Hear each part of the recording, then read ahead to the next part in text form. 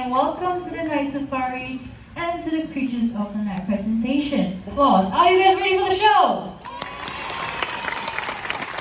Seems like you are. Therefore, ladies and gentlemen, boys and girls, the Creatures of the Night will be on the prowl.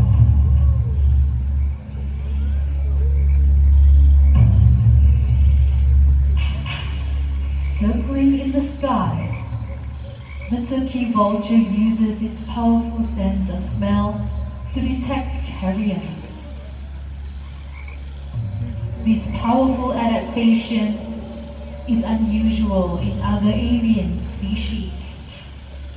Once it has detected a carcass, it will rely on other vultures and animals to help to tear it apart, and will only stop eating once the carcass has been stripped to the bone. As day comes to an end, the sinister-looking scavengers prepares to rest, just as the creatures of the night begin to awaken.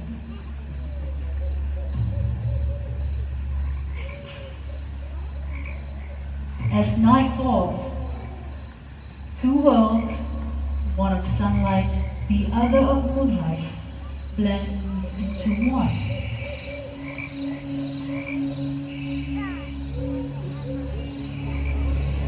Animals like the white raccoon search for those last bits of food before heading home to rest.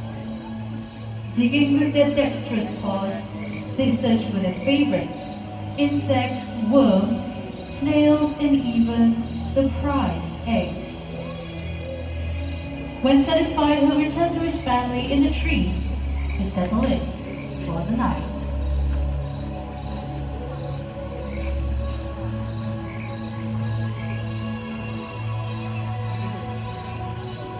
As daytime animals settle down to sleep, the forest comes to life. Hidden amongst the shadows, nocturnal animals emerge from the dark silhouettes of the forest. With a body striped to provide perfect camouflage, a fishing cat appears along the riverbank. These cats love to swim and dive underwater, and they wear a layer of short fur that is so dense water cannot penetrate. It is this layer of fur that keeps them warm and dry even in chilly waters. Fishing cats are rapidly disappearing due to poaching and habitat loss. They deserve our protection before these quiet hunters disappear forever. Once again, ladies and gentlemen, welcome to the world of the night hunters. I've often been asked, how do nocturnal animals survive in the forest? Well, all night creatures have their own unique adaptations for survival in the forest. For example, the binturong. Now, in a second, we'll soon be joined by a very beautiful binturong by the name of Azlan. Now, jet black in color, they are almost invisible at night. And together with their excellent eyesight and quiet ways of moving through the dense forests of Asia, they are able to pounce on small animals easily. Bird steaks happen to be their favorite food, but they also feed on fish, fruits, and other small mammals.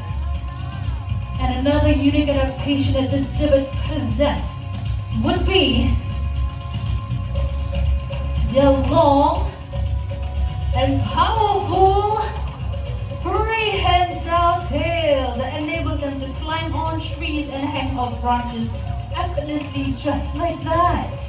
Now their tails can withstand their entire body weight, and Azlan here is about 14 kilograms.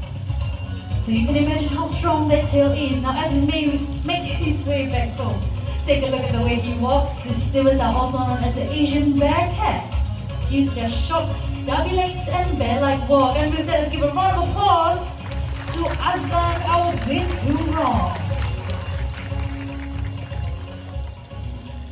Now, while civets like Azlan that can be found in Singapore and other parts of Asia rely on their keen sense of smell to find their food, other nocturnal animals rely on their acute hearing powers For example, the owls coming down on my right together with Liana.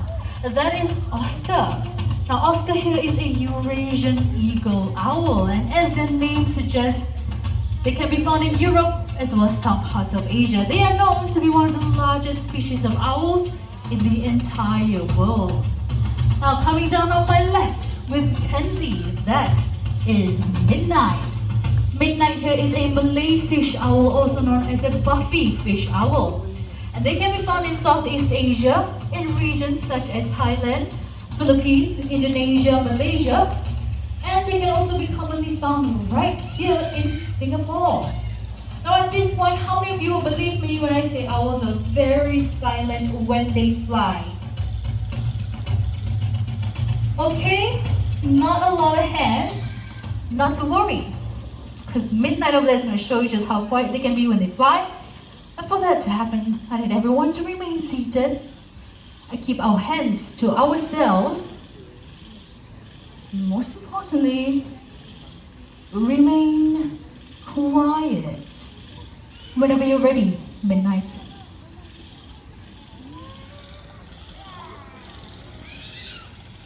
Give a round of applause to Midnight, our Malay fish owl. Now, as Midnight flew over your heads, did you realize that no sound came from the wings at all? Now, this is possible because owls, they have softened edges on their wingtips, which allows them to glide over fields and meadows silently without their prey detecting them. Now, another unique fact about owls is that they have asymmetrical ears, meaning one ear is set higher than the other, allowing them to triangulate the exact location of their prey without needing to see the prey itself, which is also how they can catch a running mouse in total darkness. Midnight, are you loving the attention tonight? Now, as they are called Malay fish owls, one of the things they eat are fish. But they don't like getting wet. So what they'll do, they'll fly over the water surface, they'll grab onto their prey, and then fly over to dry land and feast on it. Beautiful flight back to the globe. Let's give a round of applause to Midnight, our Malay fish owl, together with our very patient trainer, Kenzie. Now, I've not forgotten about Liana and Oscar. Oscar stayed to show us another unique adaptation of the owls, which is the rotation of their heads. Now, while he gets comfortable on the perch, I've got a question for you guys. How many degrees do you think an owl can turn its head to? Now, I've got 3 options. If you think it's the right answer, just raise your hand. So let's start with option A, 180 degrees. Okay, option B, 270 degrees. Okay. Option C, 360 degrees. 720. Alright. 300, might I remind you, 360 is a full circle. The owl's head might just pop off. But if you guess 270, applause for yourselves because you are absolutely correct. Right now, I'm going to stop talking and let Oscar and Liana show you how it's done.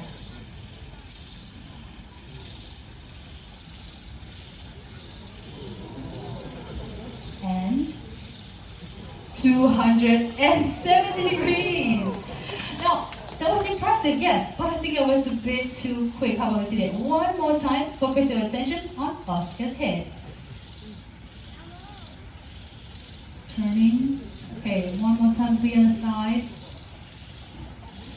270 degrees. Round of applause for Oscar. Now the reason why owls have to do this, because unlike you and I, owls cannot move their eyes up, down, or left to right. So they can only look forward. To compensate that, they have to rotate their heads 270 degrees to look around their surroundings. Now, as I mentioned, Oscar here is one of the largest species of owls in the entire world. And their wingspan can stretch up to 6 feet in length, which is about an average height of a human man. Alright, looks like they're ready to head home. Let's give a round of applause to Oscar and our strong trainer, Liana. Right, let me get the perch off the stage. Creatures of the night comes in all shapes and sizes. For our next animal, I won't tell you what he is, but I'll give you some clues. Clue number 1, he's small. Clue number 2, he has ears so large he can hear prey moving on the ground. And clue number 3, he comes from the Sahara Desert. So what you have a guess? I'm going to step down and call him out. Foxtrot! Together with our trainer, Kenzie. Now Foxtrot here is a fennec fox and they are native to the Sahara Desert. Don't be fooled by this dainty fox. They may be small, but they are excellent at jumping. They can jump up in the air for up to 1 meter and leap forward for up to 1.2 meters in length, which makes it almost impossible to catch them. Now their ears are large as compared to their head size. They can grow up to 6 inches in length and it helps them to listen out for prey, predators and get rid of excess heat while being out in the hot desert. Last chance to take some pictures and videos of Foxtrot and give a round of applause to Foxtrot together with Kenzie.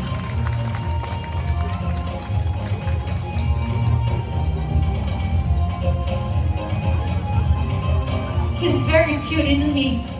But don't be fooled, he's not a baby, he's a fully grown fennec fox. So he's pretty lucky to stay cute forever. For our next segment, we're going to stay in the African continent, so please remain seated and above all, keep your masks on.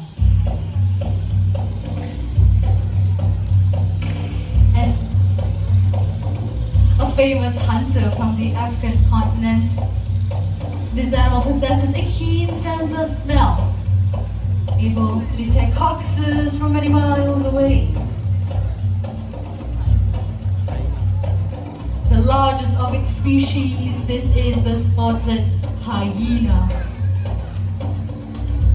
They have powerful jaws able to crush bones, even those of elephants. Together with their excellent digestive system, they're able to digest their entire prey. This includes the skin, teeth, bones, horns, and even the hooves. Spotted hyenas are able to run for long distances in search of their prey due to their large hearts. Many of you here might think that they're closely related to the canine family due to their dog-like features, but they're actually more closely related to the cat. Speaking of cats, joining us from the grasslands of Africa will be our very own slender-built serval. Servals mainly feed on rodents, reptiles, and birds, and they resemble a miniature cheetah, except for a relatively shorter tail. Okay, this is not the serval, this is our human being, trainer Shalini, setting the stage for the animal. Let's keep our eyes peeled into the exhibit.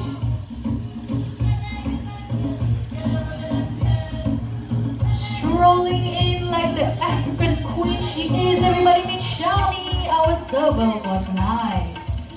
Now servals, they have slender forepaws, allowing them to dig into burrows, hook onto their prey, and pull them out to eat. Our trainer is holding on to it there with a feather attached to its end to mimic a bird that is slow to take off around Shami. And Shami will be showing us her hunting skills of leaping and pouncing to catch the bird. Oh, there we go, almost got it. You can do this, and there we go. Let's give it up for Shami and Shalini.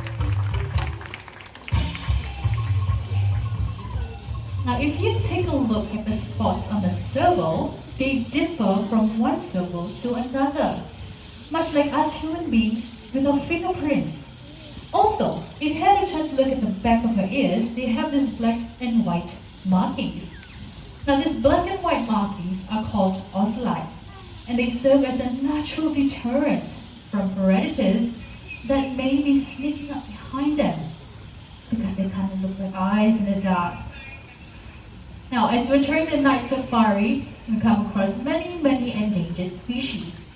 Just like the silver you saw earlier on, they're all fighting a losing battle in the wild. Sadly, right. Well, this is Toffee, the same white raccoon you saw earlier on in the show. Since you're out here, help me out with this bottle.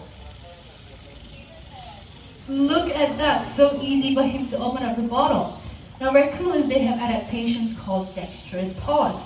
So they're able to grip onto lids like this bottle. But of course, in the wild, we don't expect them to come across plastic bottles. We hope so. But they come across things like crustaceans. Do you want to say hello or a goodbye? Alright, I guess he's just a very busy man. Let's give a round of applause to Toffee, our white raccoon.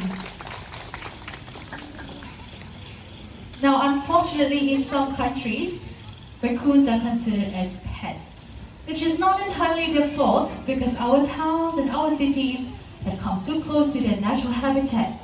So they got no choice but to come into our world to feed and to survive. So let's take a look at what caught his attention.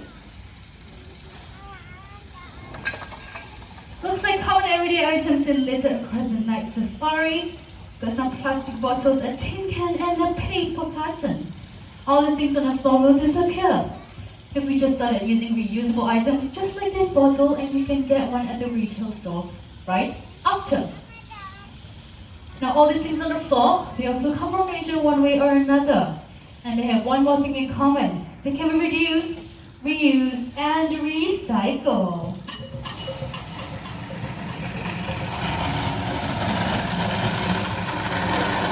Thank you for this very noisy bit. Now I won't be doing the recycling. I'll have two loyal assistants to show me what I can do to start make a difference. Now they go by the name of Bubbles and Bailey, and they're about 4 years old. And they are Asian small-clawed otters, smallest species of otters in the world. Now tonight I'll be with Bubbles recycling the tin can, and then Shawnee will be Bailey recycling the plastic bottle. Alright, you can do this. Just gonna drop it in. Your sister's done with 2 bottles, she's going on 3. Just let it go. I think she needs some encouragement. How will we cheer her on? Come on, let's go. I think that's the 4th bottle. Come on, just gonna let it go. Into the bin. Recycling, not juggling. Come on, you can do it. Just push it over. Right from under, just push it over. Just let it go. Come on. You can do this. You're almost there. Come on. You can do this. Almost there. A little bit more. Alright, here we go. We got the tin cans and the plastic bottles. Wait, girls, Shalini, beg your pardon. Bye. Right, it's okay. You can do it yourself. I think that's the way of saying if they can recycle, then so can we. So on behalf of everyone here, I'm going to recycle the paper carton right into the others department. Now that was Bubbles and Bailey. They may be small, but they carry a large message, which is to reduce, reuse, and recycle. As our journey through the night has come to an end, let's not forget the lessons that we've learned tonight, from the owls in the skies to the bitterung on the branch. They all want to remind us to protect their cousins in the wild and the fragile environment that they call home. What we do makes a difference, and we must decide what kind of difference we want to make. Because after all, the biggest threat to our planet is the belief that someone else might save it for us. Now with that, my name is Ashkin, your presenter for tonight. This is Miana with Rainbow, a great horned owl. Definitely with Midnight Owl, Malayfish Owl. Up there we've got Alicia for our sound and light. Not to forget our operation friends. Hope you guys have a great weekend ahead. Thank you and good night. Please remain seated and wait for our presenter.